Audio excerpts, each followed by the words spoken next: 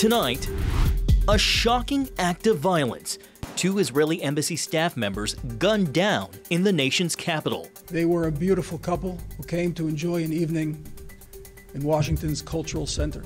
What we know about the suspect, his motives, and the growing threats to Jewish people across the globe. This is the direct result of toxic, anti-Semitic incitement against Israel and Jews around the world. Plus, the bill is passed. Trump's big, beautiful bill clears the House, packed with tax cuts, defense boosts, and tough immigration measures. Where it's headed next and what's at stake. And Biotech, the next battleground. And a stunning new report says China is pulling ahead fast. What it means for America's security and the future of global power. All this and more tonight on Faith Nation.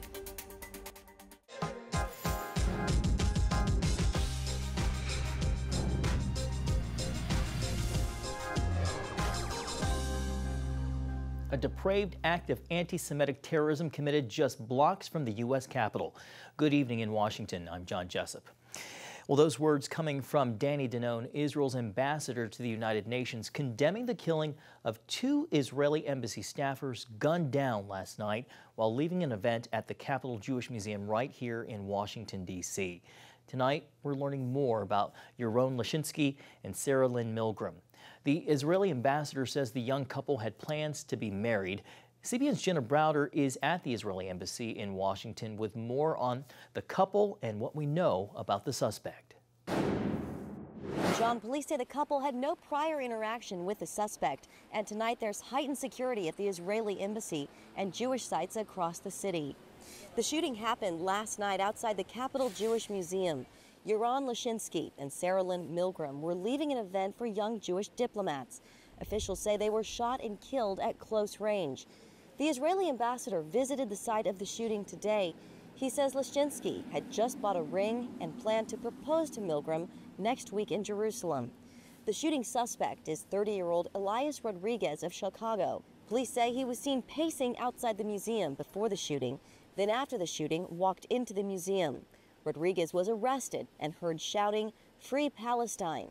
Free, free Palestine! Here's D.C. Mayor Muriel Bowser. What I do know is that the horrific incident is going to frighten a lot of people in our city and in our country. And I want to be clear that we will not tolerate this violence or hate in our city. Meanwhile, President Trump has condemned the shooting, calling it an act of anti-Semitism. The White House was asked about the shooting this afternoon. Press Secretary Caroline Leavitt had this to say. Hatred has no place in the United States of America under President Donald Trump.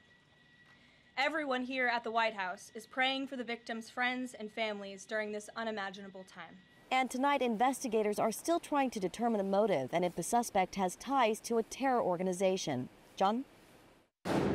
Reporting. Dr. Susan Michael joins us now. She is the president of the International Christian Embassy Jerusalem, USA, and director of American Christian Leaders for Israel. Susan, thank you for coming back to Faith Nation. This is something that we've been reporting on for quite some time, the rise of anti-Semitism around the world. As someone deeply connected to the Jewish community and Israel, what does this attack say about anti-Semitism right here in the U.S.? Well, it's absolutely shocking, first of all, and I just want to say heartbreaking. I've met both of those young individuals, and our organization leadership in Jerusalem are very close to Yaron's family.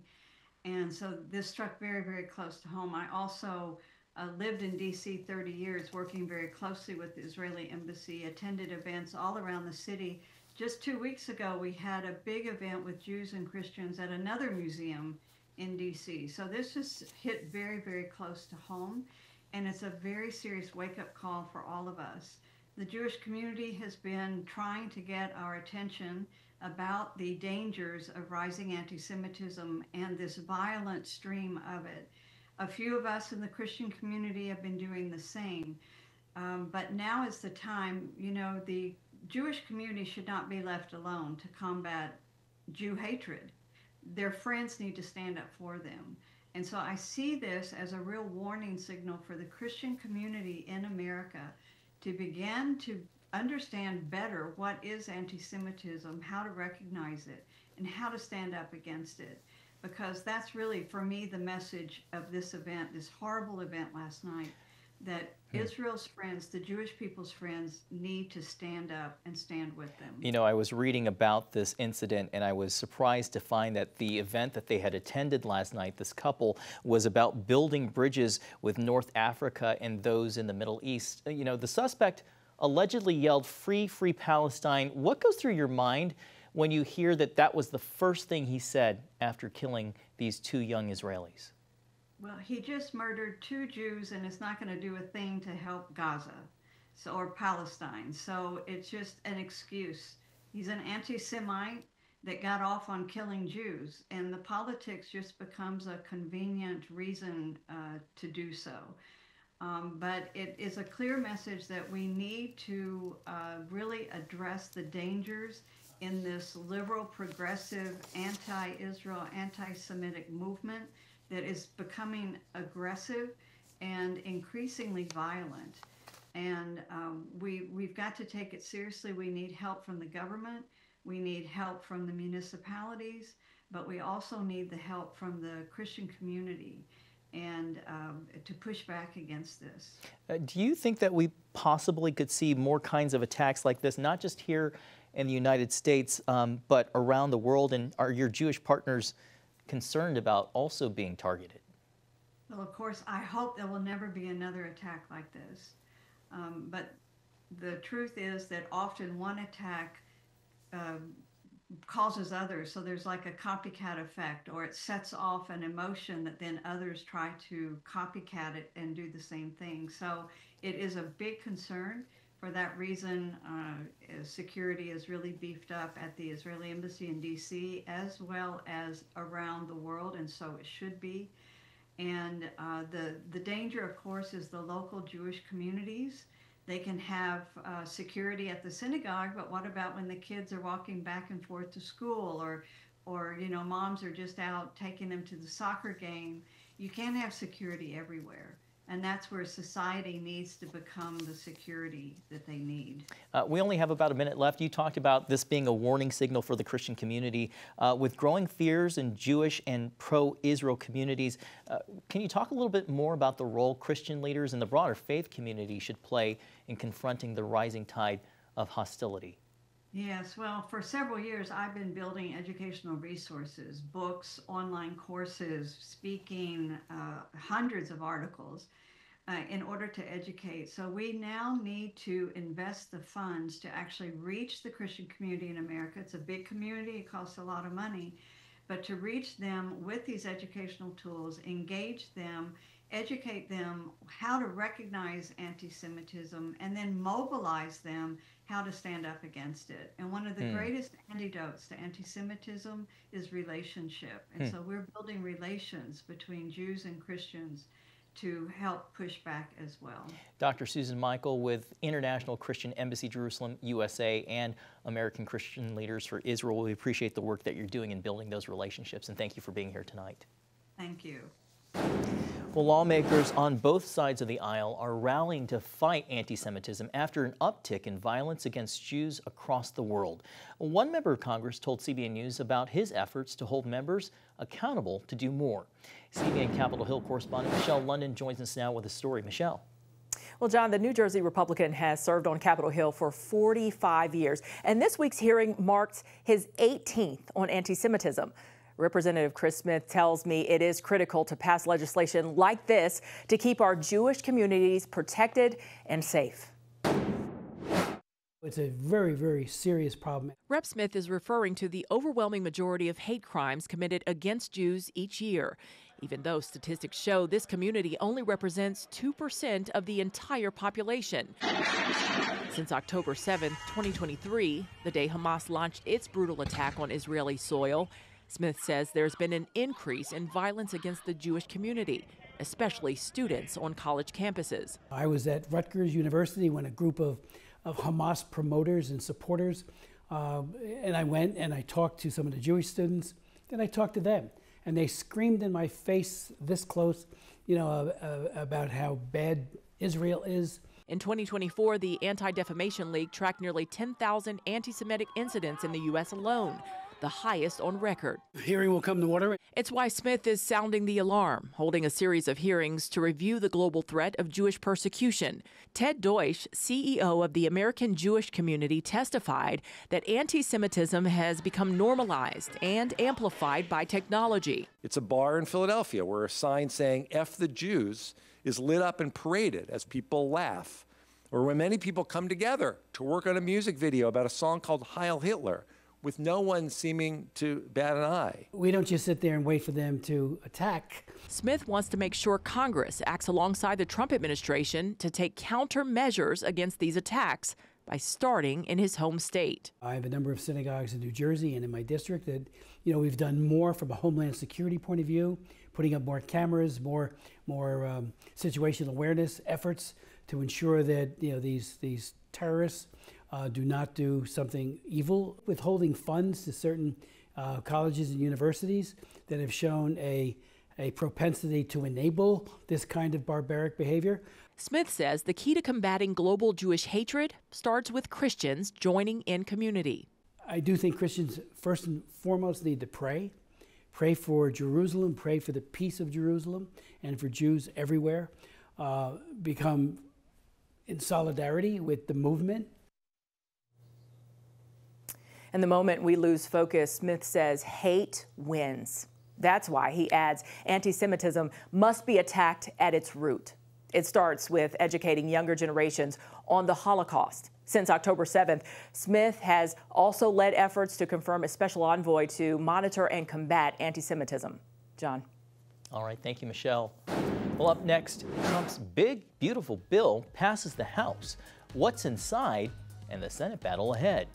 When Faith Nation returns. Well, welcome back. A big vote for the president's big, beautiful bill Thursday. The measure passed through the House in the wee hours of the morning by a single vote margin, 215 to 214, with a handful of Republicans and every single Democrat voting against it.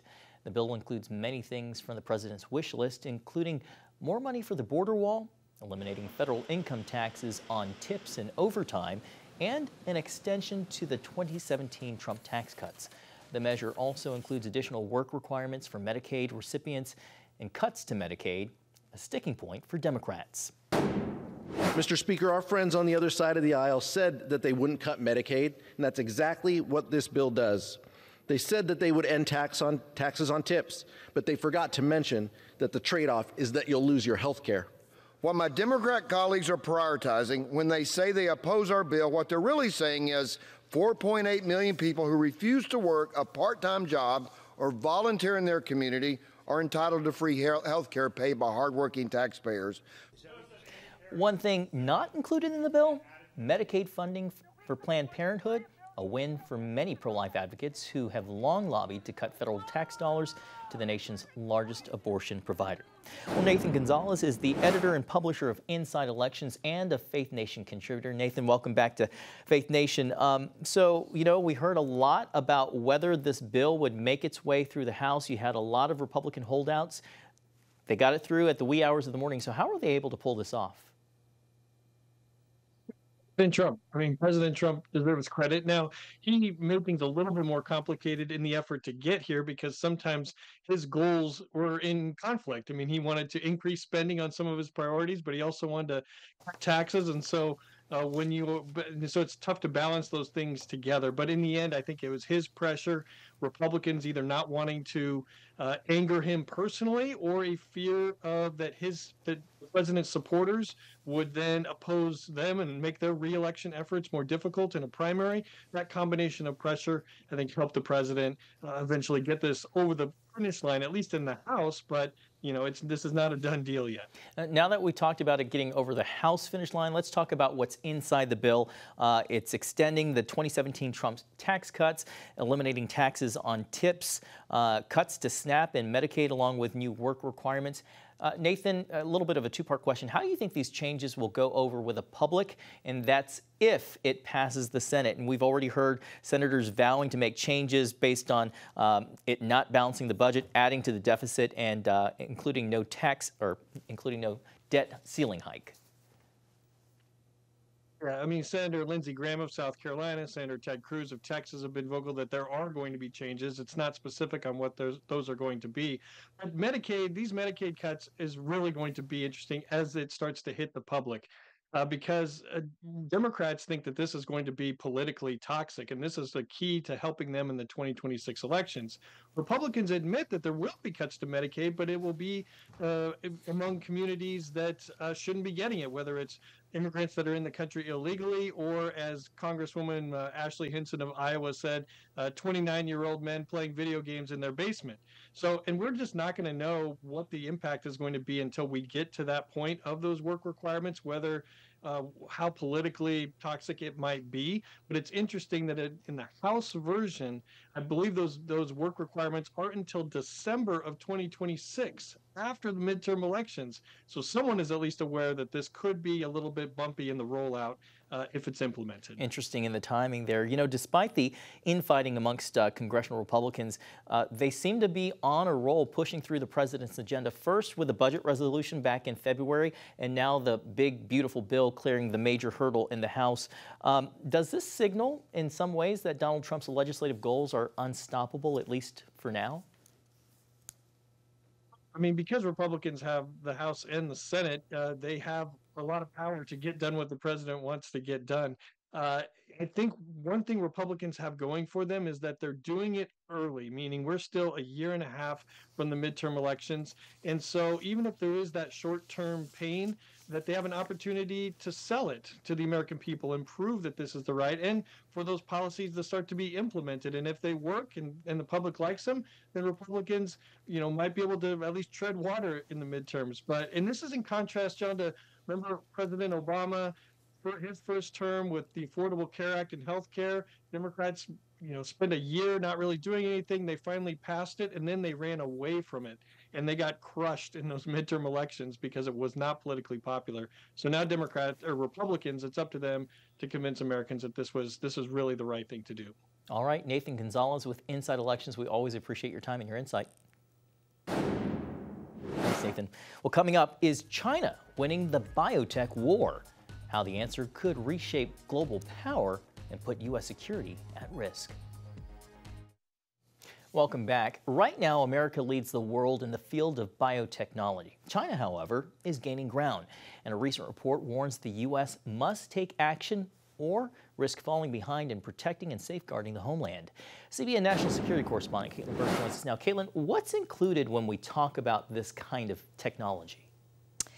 John, biotechnology is simply technology based on science. The U.S. became top in the field by pioneering advancements in medicine, agriculture, and defense.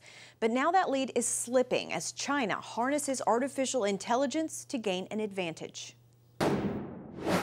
The Chinese have been investing in biotech for 2 decades now, and they specifically are focused on solving problems to help their war fighters. Senator Todd Young, the chairman of the National Security Commission on Emerging Biotechnology, tells CBN News one of the major concerns is Beijing pursuing the weaponization of biotech. Among the things they're doing is investing in materials that are lighter than ours, in propellants so that their missiles travel further than ours, and even potentially in biological weapons. The United States does not do that, but we certainly need to be prepared to defend against those sorts of contingencies. Young says it's imperative the U.S. doesn't lose its competitive advantage. We are in this cat and mouse game that has to be won, and we can only win if we are making the similar sorts of advancements that the Chinese, we have to assume, are also making. The commission presented its report to Congress last month. Top recommendations include congressional action to make biotechnology a national priority, a $15 billion investment over the next 5 years to bolster domestic biotech research, and finding a way to provide more biodata to innovators. AI-ready biodata is the currency of the realm for national security purposes, and China has access because they don't have the same privacy laws that we do. They literally take biological data from their people and from other flora and fauna. We need to start building through, consistent with our own values, a big database of AI-ready biodata. Senator Young says it's not too late for the U.S. to maintain biotech dominance, as long as Congress doesn't wait to take action. There are many other issues, admittedly, that are competing for attention right now, whether it's immediate threats overseas or fiscal issues we're dealing with here in the United States, tariff policy. But I've tried to encourage my colleagues to focus on this issue amidst all the other distractions and priorities, because frankly, if we wait much longer, we're going to be behind. The Commission's report suggests failure by the U.S. to stay ahead would signal a global power shift toward China, handing them both an economic and defense advantage. John? All right, Caitlin Burke reporting. Thank you, Caitlin. Coming up, an inspiring full circle moment for a first responder. That's next on Faith Nation. Well, finally tonight, a first responder following in the footsteps of her role models is now being hailed as a hero herself. Janet Pearson was only 18 months old when a devastating fire ripped through her family home, leaving her with burns on nearly half of her body. She says it could have been worse if it weren't for the first responders who came to her rescue that day. Those heroes inspired her to eventually become a first responder too. I was a little intimidated by the fire department, but then I said, gotta go for your dreams. Gotta go for your dreams. Pearson is now a lieutenant with the Philadelphia Fire Department and being honored for saving the lives of others. She says her story is a reminder that anything is possible, and I have to agree with that. Full circle moment indeed. Well, thank you for watching this edition of Faith Nation. We hope to see you right again back here tomorrow. Have a great night.